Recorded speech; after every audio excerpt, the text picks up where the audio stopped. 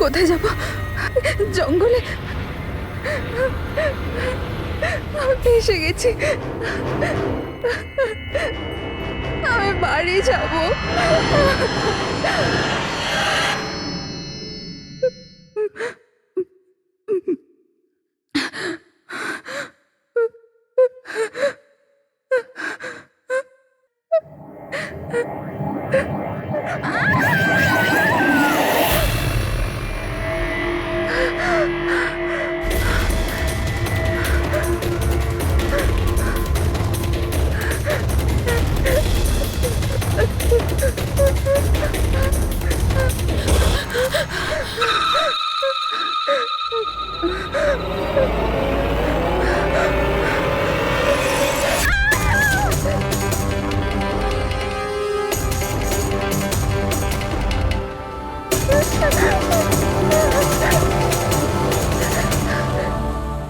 নিমি ঘুমিয়ে পড়েছে?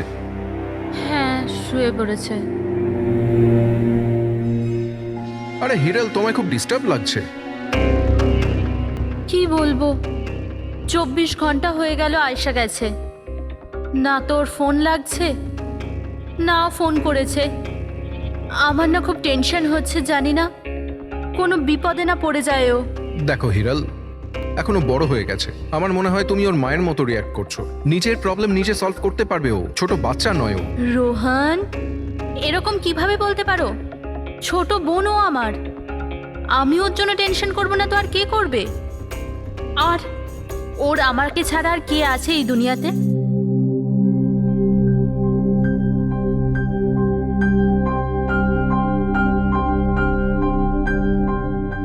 Hello hello, আপনি কি হিরাল বলছেন? হ্যাঁ, আমি হিরল বলছি। আপনি কে? আমি মানিক। আমি আয়েশার সাথে কাজ করি। এখানে একটা বড় প্রবলেম হয়ে গেছে। প্রবলেম? আয়েশার সাথে কি হয়েছে? দেখুন, ও জঙ্গলে কোথাও হারিয়ে গেছে। ওকে খুঁজেও পাচ্ছি না, আর ফোনেও পাচ্ছি না। আর আমাদের ভয় হচ্ছে যে ওর কিছু হয়ে যায়নি তো।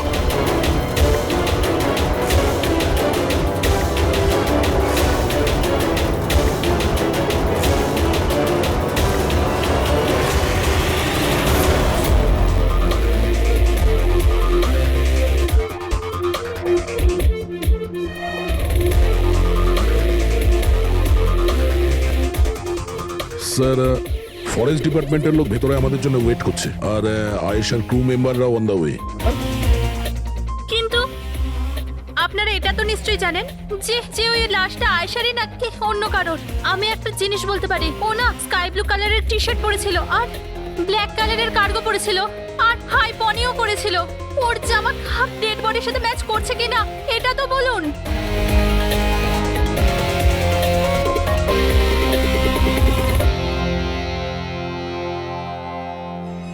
ও, আপনি সেই অফিসার? Yes sir.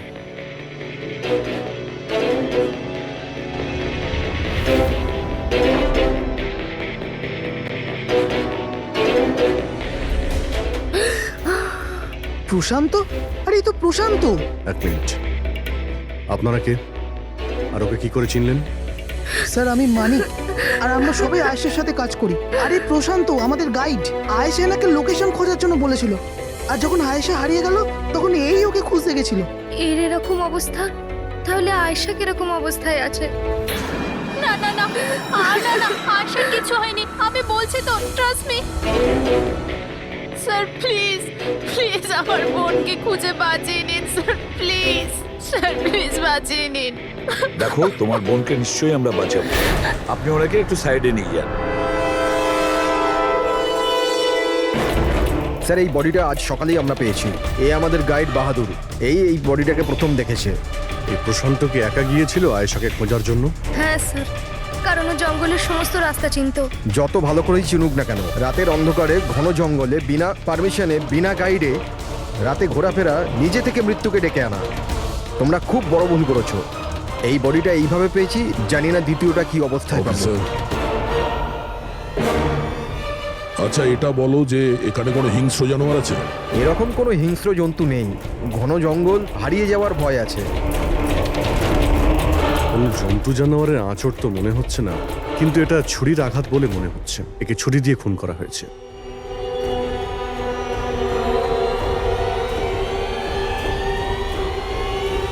স্যার হ্যাঁ পূরবী, স্যার এই ক্যামেরাটা পেয়েছি এখানে। এটা তো আয়শার ক্যামেরা। হ্যাঁ স্যার, এটা আয়েশা 3 দিন আগে কিনেছিল। এটা চালিয়ে একবার দেখো তো। স্যার এটা অনই হচ্ছে না। কেন? এটার ব্যাটারি ডাউন স্যার। আর আমাদের কাছে ডিভাইসও নেই এটা চিপ ইনসার্ট করার জন্য। ও মাই গড। আপনারা এইসব শেষ করুন, এগুলো পরে করবেন। আগে আমার বোনকে খুঁজুন। আপনারা বুঝছেন না কেন? হারিয়ে গেছে। আমরা খুঁজবো। অনেক বড় জঙ্গল ম্যাডাম, কমসে কম 2 দিন লাগবে পুরো জঙ্গল খুঁজতে। হ্যাঁ স্যার, সূর্যাস্ত হওয়ার পর আমরা কিচ্ছু করতে পারবো না। আপনারা সার্চিং শুরু করে দিন, বাহাদুর আপনাদের নিয়ে যাবে।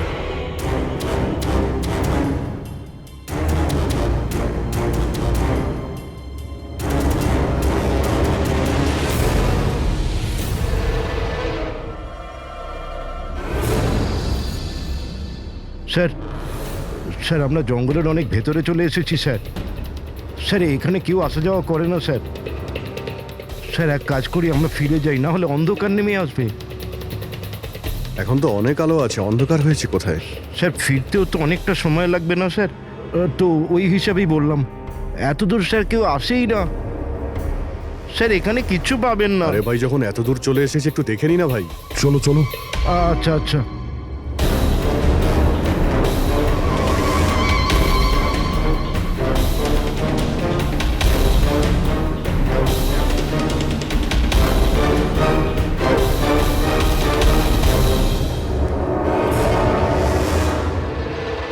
তোমরা এই জঙ্গলে ফিল্মের শুটিং করতে এসেছিলে, আর শুধুমাত্র আয়েশাই নিখোঁজ হলো, আর তোমরা ওকে খোঁজার চেষ্টাই করনি। স্যার আমরা খুব ভয় পেয়ে গিয়েছিলাম, আর এখানে ওয়েব সিরিজ শুট করার আইডিয়া আয়েশারই ছিল। স্যার আমরা ওকে আনিনি, ও আমাদের এনেছিল লোকেশন দেখাতে। হ্যাঁ স্যার, এই প্রশান্ত গাইড আয়েশার পরিচিত ছিল, আর এ কাছেই থাকতো আর জঙ্গলটাকে ভালো করে চিনতো। আর আমরা তো রাত্রিরে থাকার পর সকালে বেরিয়ে পড়তাম। সব কিছুই ঠিকঠাক চলছিল, লোকেশনও পেয়ে গেছিলাম। আর এরপর আমরা টেন্টের বাইরে আগুন জ্বালিয়ে খাবার বানাচ্ছিলাম। কটার সময়ের ঘটনা এটা? 5টা-6টা নাগাদ।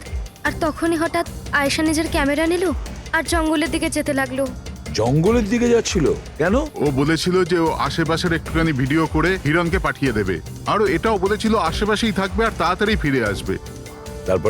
তারপর অনেকক্ষণ পর্যন্ত যখন ও এলো না, তখন আমাদের মনে হলো যে কিছু গন্ডগোল আছে। এর আগে আমরা কিছু করতাম কি, সেখানে প্রশান্ত চলে এলো। ও জানতে পারলো তো ও নিজেই খুঁজতে চলে গেল। আর ও আমাদের ওখানেই থাকতে বলল। ও বলল যে জঙ্গলটা খুব বিপজ্জনক আর আমাদেরও প্রাণের ঝুঁকি থাকতে পারে। ব্যাস এটা বলেই ও জঙ্গলে ঢুকে গেল স্যার। তার মানে ওই প্রশান্ত আর ফিরে আসেনি, আর তোমরা পালিয়ে গেছো এখান থেকে নিজেদের বাঁচাতে। না স্যার, আমরা ওখানেই ছিলাম যখন চিৎকারটা শুনলাম। 15-20 মিনিট পর্যন্ত একটা মেয়ের। স্যার, স্যার ওই চিৎকার শুনে আমরা খুব ভয় পেয়ে গেছিলাম, আর তারপর আমরা ওখান থেকে পালিয়ে গেলাম। স্যার, আমরা খুব বড় ভুল করে ফেলেছি। চিৎকারটা শুনে আমাদের এখান থেকে পালানো উচিত হয়নি, আয়েশাকে সাহায্য করা উচিত ছিল। সত্যিই তোমরা একটা বড় ভুল করেছো। আয়েশার চিৎকার শুনে যদি তোমরা জঙ্গলে ঢুকতে, আয়েশা এখন আমাদের সঙ্গে থাকতো, আর প্রশান্ত ও হয়তো বেঁচে যেত। তুমি তো বলছিলে যে এত ভেতরে জঙ্গলের কেউ আসতে পারে না, এটা কি? স্যার আমি জানি না, কিন্তু এটা আমাদের ডিপার্টমেন্টের কখনোই নয়। জঙ্গলের মধ্যে টেন্ট, দেখছি এর ভেতরে কে আছে।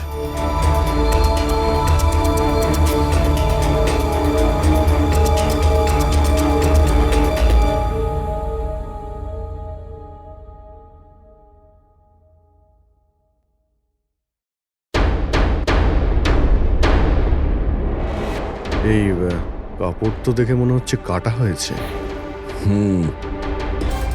টেন্ট পিছন দিক দিয়ে কেটেছে, তার মানে সামনে কোনো বিপদ ছিল।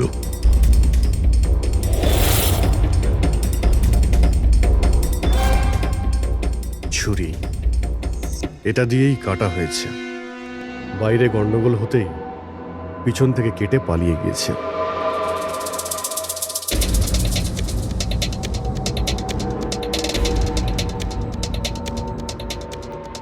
রাতে থাকার পুরোপুরি বন্দোবস্ত ছিল এখানে, বনফায়ার। এই আলু এখানে দেওয়া হয়েছিল। স্যার এত ভেতরে এত রাত্রে থাকার মতো কেউ পাগলই হবে স্যার। না হলে এত ভয়ঙ্কর জঙ্গলে রাতে থাকার কথা ভাববে কি? কোনো নেচার লাভার না কোনো খুনি? এই দেখো,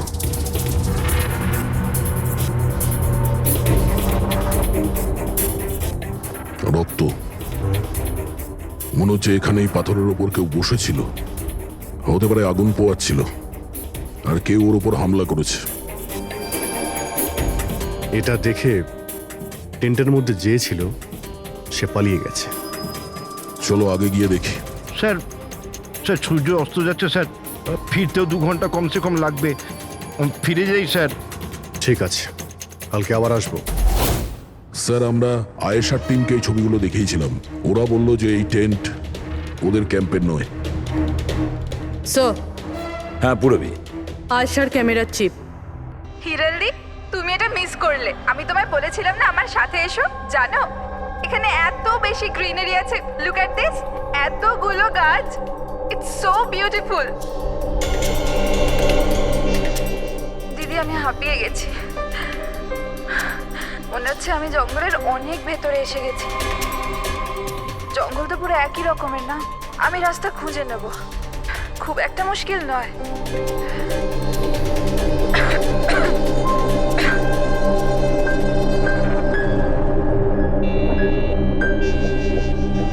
কেউ আছে নাকি ওখানে? কে ওখানে?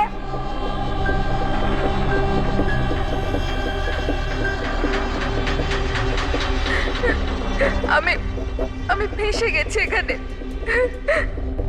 আমি কিছু বুঝতে পারছি না। এখান থেকে আমি কি করে বাইরে যাব? আই এম সরি দিদি, আমার এখানে আসা উচিত হয়নি। আমার মনে হচ্ছে না যে আমি এখান থেকে বেঁচে ফিরতে পারবো। আমায় ক্ষমা করে দিও।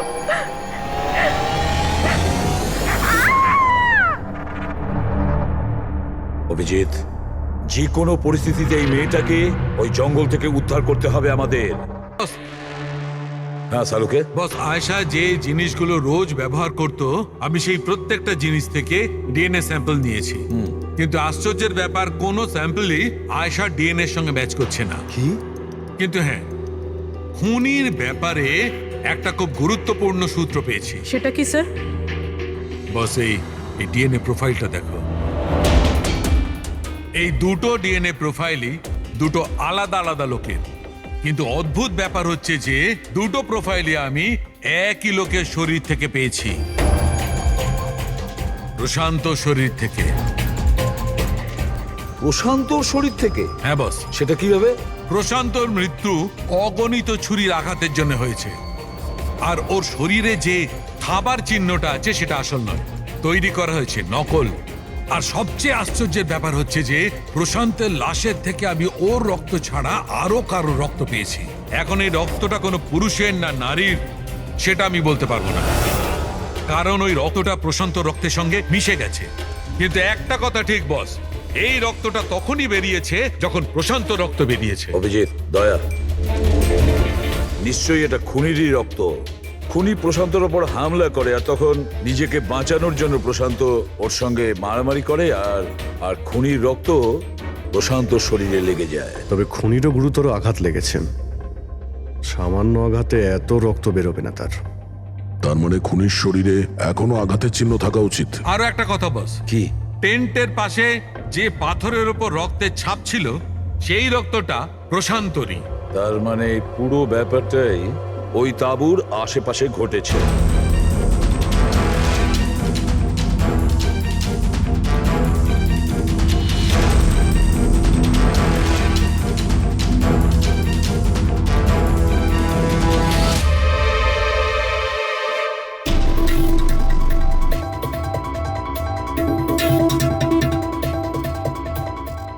স্যার? হ্যাঁ পুরবি।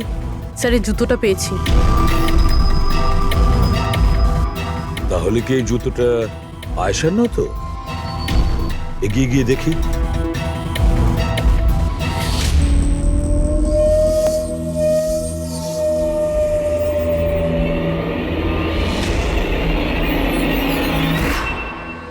স্যার, হ্যাঁ এই দেখুন স্যার।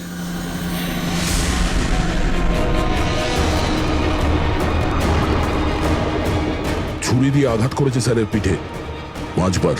ওকে একটু উল্টে দাও। এ তো আয়েশা, ফেসটা তো পরিষ্কার দেখছি অভিজিৎ, না কোনো আঘাতের চিহ্ন, না কোনো কাটা দাগ। কিন্তু ওই ভিডিওতে যে দেখলাম। হ্যাঁ স্যার, ভিডিওতে এর মাথায় আঘাত লেগেছিল, রক্ত বেরোচ্ছিল। এখানে তো আঘাতের কোনো চিহ্নই নেই, একদম পরিষ্কার। তার মানে হলো ওই ভিডিওটা নকল। মানে আয়েশা অ্যাক্টিং আর মেকআপ দিয়ে দেখানোর চেষ্টা করেছিল যে ওকে কেউ মারতে চাইছে, খুন করতে চাইছে। কিন্তু এটা কেন করবে? স্যার, কেউ হয়তো মজা করবে, আর না হলে কোনো ভয়ঙ্কর পরিস্থিতি থেকে বাঁচার জন্য নাটক করছে। আর দুটো অবস্থাতেই এর মিথ্যেটা সত্যি হয়ে যায়। আর ও যা কিছু করেছিল, কেন করেছিল, সে তোর বন্ধু আর আত্মীয়রাই বলতে পারবে। সবাইকে ডেকে নাও।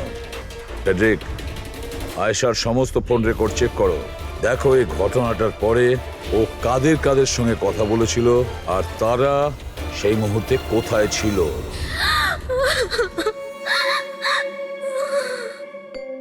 এরা আমাকে কেন ওকে দেখতে দিচ্ছে না? কি বাজে ভাবে মেরেছে আমার বোনকে। আর এরা বলছে যে ও নিজের মৃত্যুর নাটক করেছে, নিজের মার্ডারের নাটক। আর ওই নাটক সত্যি হয়ে গেছে। ভুল বলছে ওরা, মিথ্যে। আমাদের আয়েশা এরকম করতেই পারে না। আপনারা ভুল অভিযোগ করছেন।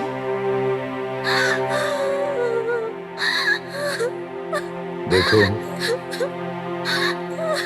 আপনার দুঃখ আমরা বুঝতে পারছি, কিন্তু এই অভিযোগ ভুল নয়, সত্যি। এটা আয়েশার ক্যামেরা থেকে যে থার্ড ক্লিপিংটা আমরা পেয়েছি, সেখানে আয়েশার মুখের উপরে অনেকগুলো ক্ষত চিহ্ন ছিল।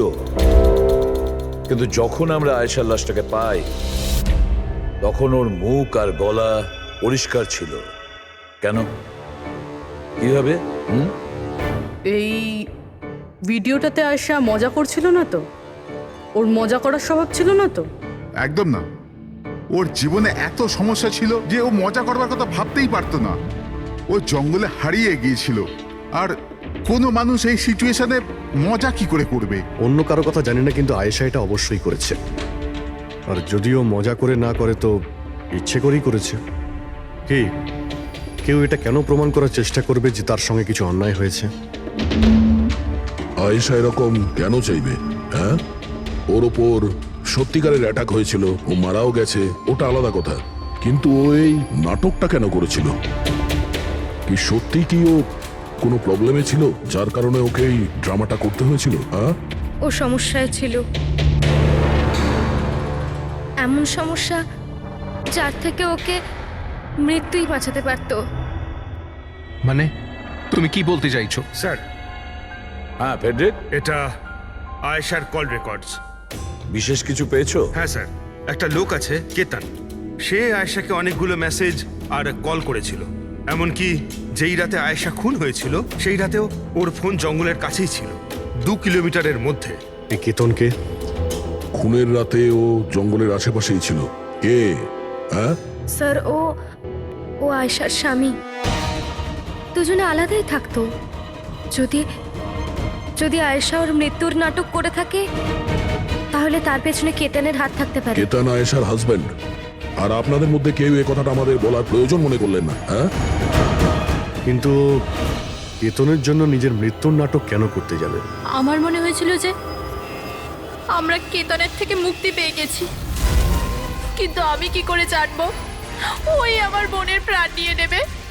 প্লিজ, কেতনই আমার বোনকে মেরেছে। আমি বলছি, তুমি নিজেকে কেতনই সামলাও প্লিজ। মেরেছে। কেদনা, প্লিজ কাম ডাউন। আপনারা প্লিজ নিজেদের মধ্যে কথাবার্তাটা থামান আর আমাদের বলুন কি ব্যাপার। আমি আপনাদেরকে বলছি, আসলে আজ থেকে 2 বছর আগে কেতন আর আয়েশার একটা ট্রিপে আলাপ হয়েছিল। আয়েশা কেতনকে বিয়ে করেছিল। তাড়াহুড়োতে সিদ্ধান্ত নেওয়ার শখ ছিল ওর, কিন্তু জানতো না এই সিদ্ধান্তটা কতটা ভুল নিয়েছিল। কেতন ওর যোগ্য ছিল না, একটা পাগল লোক ছিল, পসেসিভ ছিল, ওর জীবনটা অতিষ্ঠ করে রেখেছিল। এই জন্য 6 মাস আগে ওকে ও ছেড়ে দেয়। এছাড়া আর কি করতো? আমরা সবাই দেখেছিলাম ওকে কিরকম টর্চার করা হতো। মানিক, আজকে সব অডিশনে ক্যামেরাতে আছে, স্ক্রিনে প্লে কর, স্যারকে দেখাতে হবে। আর আয়েশা এক্ষুনি এসে যাবে। ঠিক আছে। আয়েশা, আয়েশা, কি হয়েছে? আর ওকে? আয়েশা তুই ঠিক আছিস? কি করে হলো এসব? কে করলো এসব? আরে তোমরাও না কত প্রশ্ন করো, কিচ্ছু হয়নি আমার। আসলে কি হয়েছে, ওই তাড়াতাড়িতে সিঁড়ি দিয়ে নামছিলাম আর পা পিছলে গেছে। চুপ কর আয়েশা, কত কভার আপ করবি? আমি তো এটা বুঝতে পারছি না, তুই ছেড়ে দিচ্ছিস না কেন ওই মানুষটাকে? আমি ছেড়ে দিলেও ও আমায় ছাড়বে না। আরে আইন বলে কিছু আছে নাকি? পুলিশের হাতে তুলে দি ওকে। কেউ ওর কিচ্ছু করতে পারবে না। ওকে যদি পুলিশে ধরেও নিয়ে যায়, ও সেখান থেকেও চলে আসবে আর আমাকে খুঁজে বার করবে, তারপর আমায় ছাড়বে না। কখন থেকে ফোন করছি তোকে আমি? হ্যাঁ, ধরছিলিস না কেন?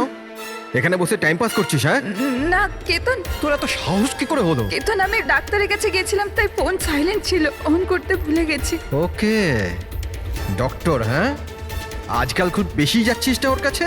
কেতন কি বলছো?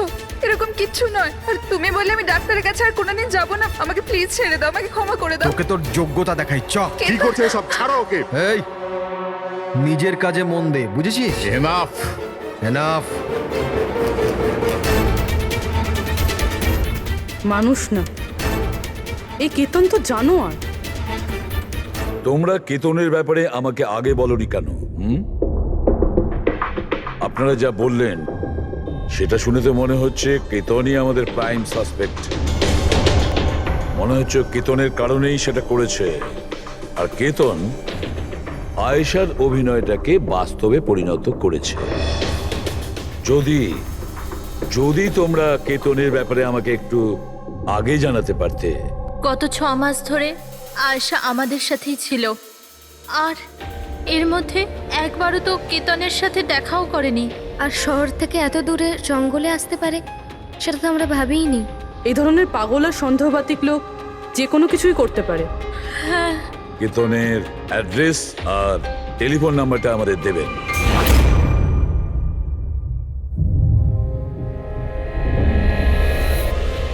কেতন,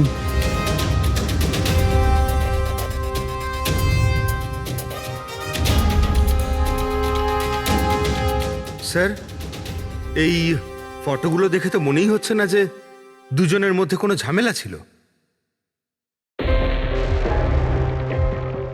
আপনারা? কেতন আয়েশার স্বামী। Police, CID.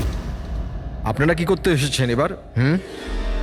আমার আয়েশা চলে গেছে, আমার জীবন বরবাদ হয়ে গেছে। আপনারা কি চান আমার থেকে? ইনফরমেশন তোমার আর আয়েশার ব্যাপারে। শুনেছি তুমি নাকি খুব বিরক্ত করতে ওকে। স্যার, আমি ওকে অনেক ভালোবাসতাম, নিজের থেকেও বেশি।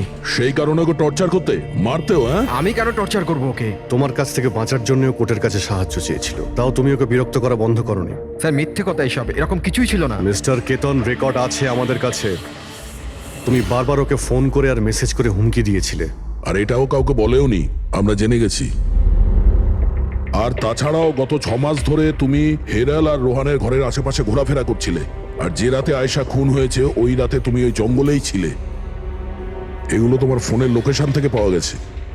নিজের অপরাধটাকে লুকানোর চেষ্টা করো না, কোনো লাভ হবে না।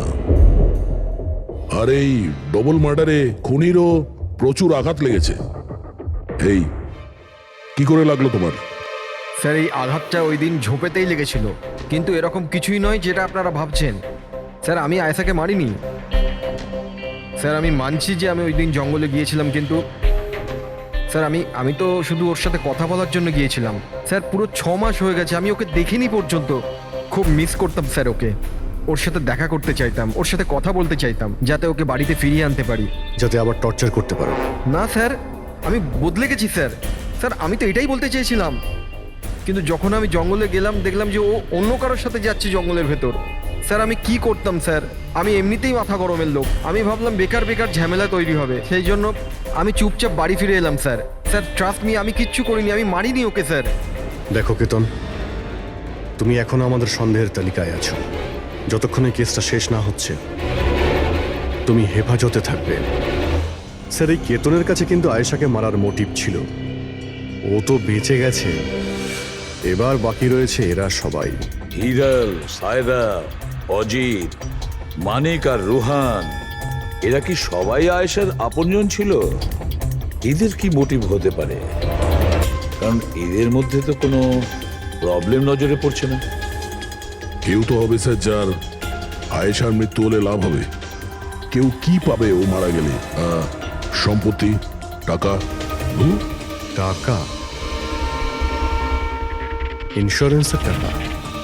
হ্যাঁ, ইন্স্যুরেন্স। রবি, ফেডরিক, একটা কাজ করো, এই শহরে যতগুলো ইন্স্যুরেন্স কোম্পানি আছে সেখানে গিয়ে খোঁজ নাও আয়েশার নামে ওদের কাছে কোনো লাইফ ইন্স্যুরেন্স পলিসি আছে কিনা। কিন্তু একটা কথা, আয়েশার বন্ধু বা তাদের ফ্যামিলির কাউকে বলবে না কিছু। যদি ওদের মধ্যেই কেউ খুনি হয়, সে সতর্ক হয়ে যাবে।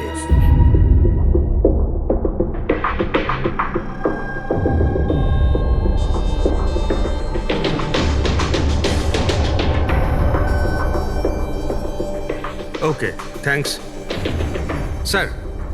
হ্যাঁ ফেডরিক, আয়েশার অ্যাকাউন্টে মাত্র 1 লাখ টাকা আছে, কোনো ফিক্সড ডিপোজিট পর্যন্ত নেই। স্যার, তনিশা ইন্স্যুরেন্স প্রাইভেট লিমিটেডের কাছে আয়েশার নামে একটা বীমা পলিসি রয়েছে 50 লাখ টাকার। ও আচ্ছা। আর এই টাকা আয়েশার ভাগ্নি মানে ও দিদি আর জামাইবাবুর মেয়ে নিমিষা পাবে। আচ্ছা, তাহলে এই ব্যাপার।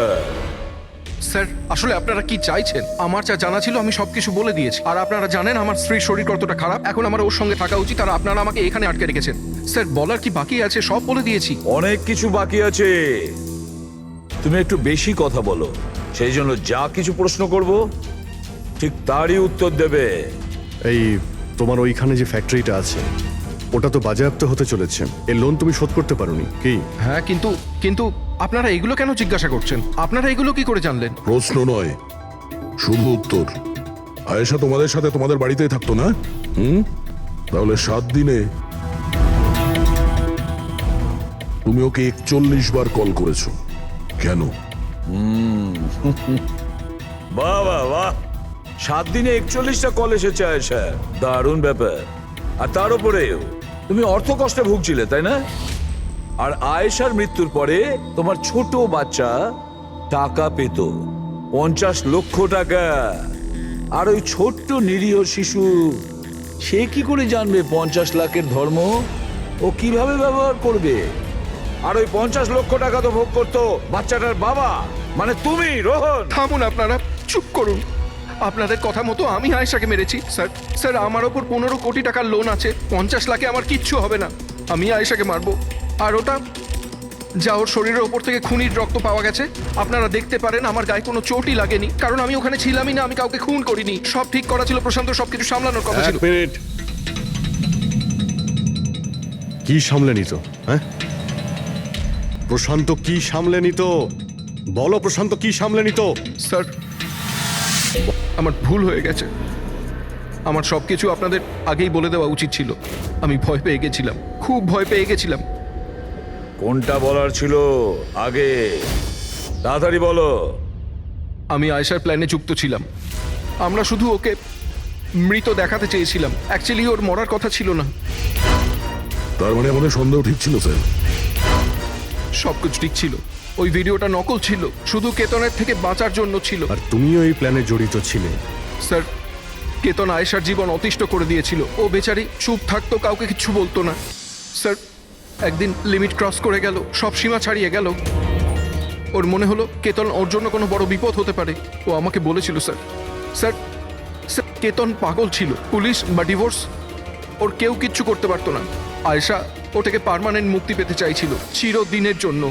আমি হাঁপিয়ে গেছি জিজু। এখন তো ডিভোর্স আমাকে কেতনের থেকে বাঁচাতে পারবে না। যেটা আমায় ওই কেতনের হাত থেকে বাঁচাতে পারে সেটা শুধু আমার মৃত্যু।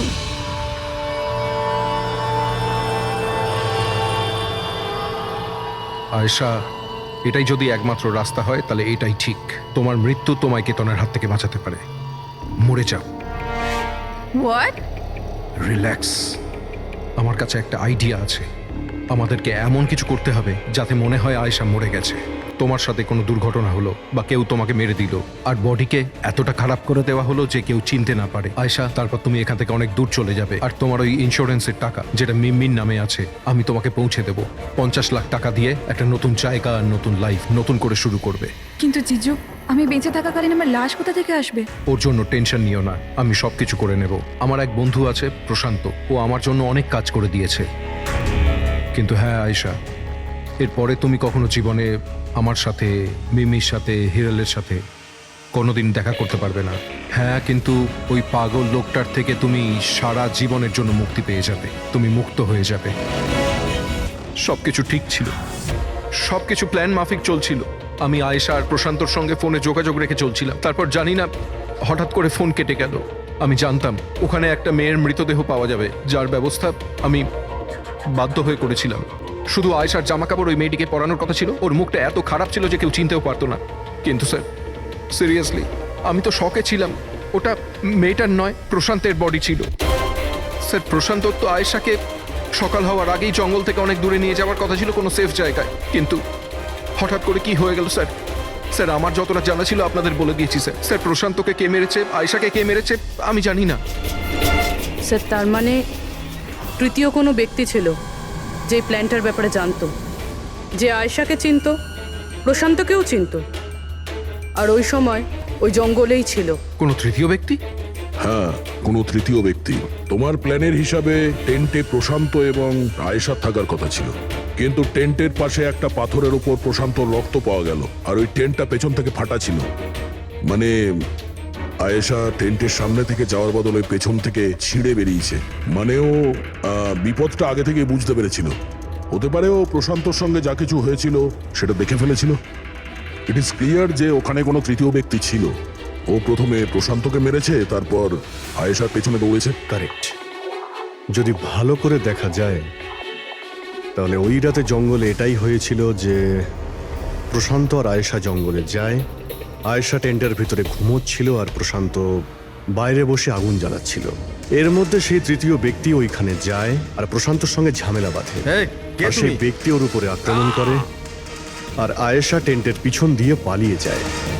আর ওই ব্যক্তি প্রশান্তকে নির্মমভাবে হত্যা করে আর আয়েশার পিছনে ধাওয়া করে।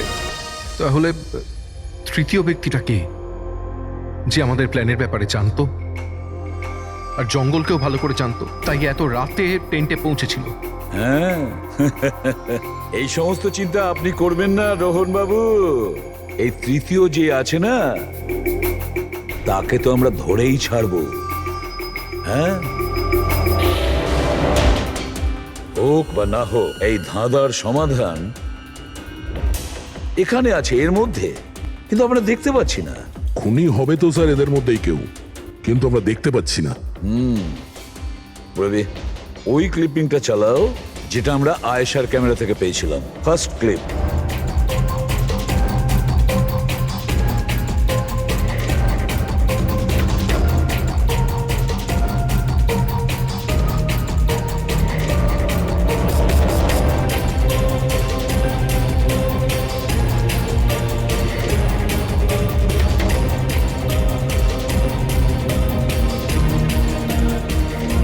ইয়েস, দা তুমি ঠিকই বলেছিলে, খুনি আমাদের সামনেই আছে, কিন্তু আমরা দেখতে পাচ্ছি না। একটা কাজ করো, সবাইকে জঙ্গলে ডেকে নাও, তখনই বোঝা যাবে। স্যার এখনো আপনারা আমার ওপর সন্দেহ করছেন, যেখানে আমি আপনাদের সবকিছু সত্যি কথা বলেই দিয়েছি। স্যার আমি আমার বউকে কেন মারবো স্যার? আমি তোকে ভালোবাসি স্যার। আমার বোনের খুনিকে খোঁজার বদলে আপনারা আমাদেরই জিজ্ঞাসাবাদ করছেন। আর ওর গায়েব হওয়ার খবর তো আমি হিরাল ম্যামকে দিয়েছি, আর আমরা যদি কিছু করতাম তো আমরা কেন ফোন করতাম? হ্যাঁ, কিন্তু কেউ তো আয়েশাকে খুন করেছে, আর কে খুন করেছে সেটা আমরা জানি। আয়েশাকে খুন তোমাদের মধ্যেই কেউ করেছে, তোমাদের মধ্যেই কেউ। আমাদের মধ্যে কে হতে পারে স্যার? এখনই জানতে পারা যাবে। রোহন, তুমি একটা কথা বলো, আয়েশা রেকির জন্যে তোমার বাড়ি থেকে দুর্ঘটনার একদিন আগেই গিয়েছিল না? হ্যাঁ স্যার, একদিন আগেই গিয়েছিল। আর এটা সেদিনেরই ছবি, তাই না? যেদিন ওর রেকিতে যাওয়ার কথা ছিল। আয়েশার অ্যাকাউন্ট ওই পোস্ট করেছে, তো ওরই হবে। আর আপনারা আমার বোনের খুনিকে খোঁজার বদলে এরকম ফালতু জিজ্ঞাসাবাদ করছেন, আমাদের উপরে ব্লেম করছেন। এতে কি প্রমাণ পাবেন আপনারা? এটাই যে তোমরা আয়েশাকে জীবন্ত দেখেছিলে শেষবার ওই দিনই, তারপরও নিখোঁজ হয়ে গেছিল, তোমরা আমাদের বলেছিলে। আচ্ছা, ও কি কি পরেছিল অপর্ণা, তুমি বলেছিলে, তোমার মনে আছে? হ্যাঁ, ও না স্কাই ব্লু কালারের টি শার্ট পরেছিল আর ব্ল্যাক কার্গো প্যান্ট ছিল। হাই পনিও করেছিল। আপনার তো নিশ্চয়ই মনেই আছে। হিরল, তুমি কি করে জানলে আয়েশা মরার সময় কি কাপড় পরেছিল? বলো, আরে বলো না। কারণ সেই দিন এ জঙ্গলেই ছিল। এই প্রশান্তকে মেরেছে আর তারপর আয়শার পিছনে দৌড়োয়, ওর পিছু নেয় আর ওকে মেরে ফেলে। আর প্রশান্তকে মারার সময় তোমার গভীর আঘাতও লাগে। দেখাও। হত সারুন, আমার দূরে থাকুন। হ্যাঁ, আমার থেকে। একে তো আপনারা আমার বোনের খুনিকে খুঁজে পাচ্ছেন না, তার উপরে আমার ওপরে অভিযোগ দিচ্ছেন। হ্যাঁ, ব্যাস, অনেক অভিনয় করেছো, এবার ঠিক করে বলো, কেন মেরেছো তুমি আয়েশাকে? হ্যাঁ, আমি মেরেছি আয়েশাকে।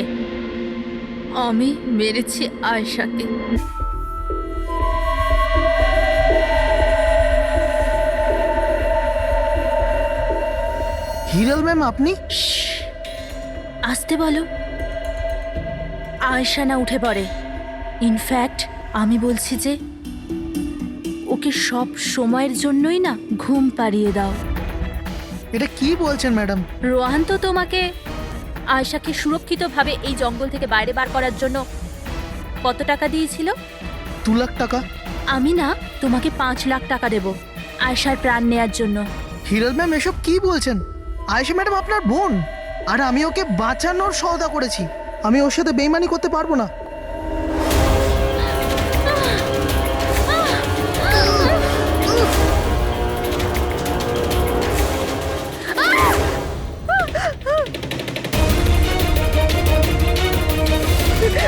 আয়েশা,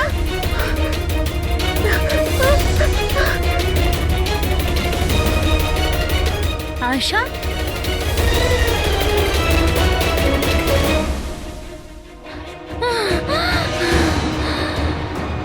আয়েশা, আমার কাছে আয় আয়েশা। আমি তোকে বাঁচাতে এসেছি আয়েশা। ও তোকে ঠকাচ্ছিল আয়েশা। তোর ইন্স্যুরেন্সের টাকার জন্য তোকে মারতে চেয়েছিল আয়েশা। আমার বোন।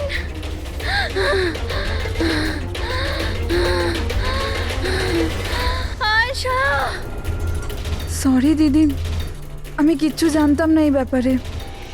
সরি, আমার জন্য তোমার এত কষ্ট হলো। আমি জানতাম না যে জিজু এরকম কিছু করছে। আই এম সো সরি দিদি। আমার বোন। সরি দিদি। তুই সরি বলিস না। হ্যাঁ, এটা তো আমার বলা উচিত। কেন দিদি?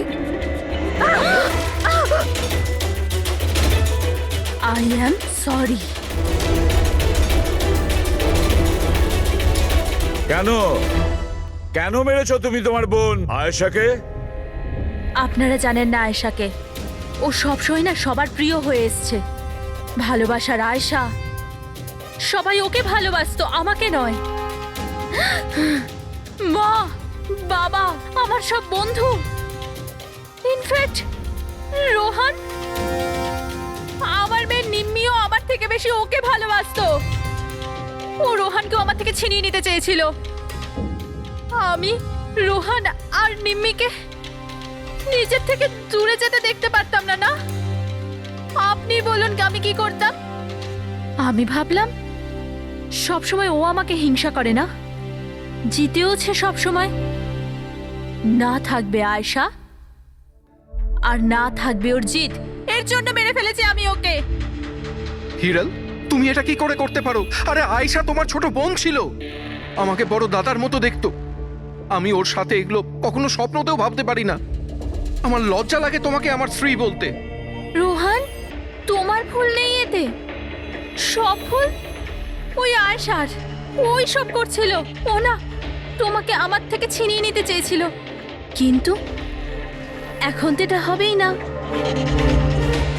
এবার তো তোমাকে কেউ আমার থেকে কেড়ে নিতে পারবে না। খুব বড় ভুল করেছো তুমি। তোমার সন্দেহ, তোমার ইনসিকিউরিটি একটা নিরীহ মানুষের প্রাণ নিয়েছে, প্রশান্ত গাইডের। আর তাছাড়াও তুমি তোমার আপন বোনকেও মেরেছ। আইন তোমাকে কঠোর থেকে কঠোরতম শাস্তি দেবে।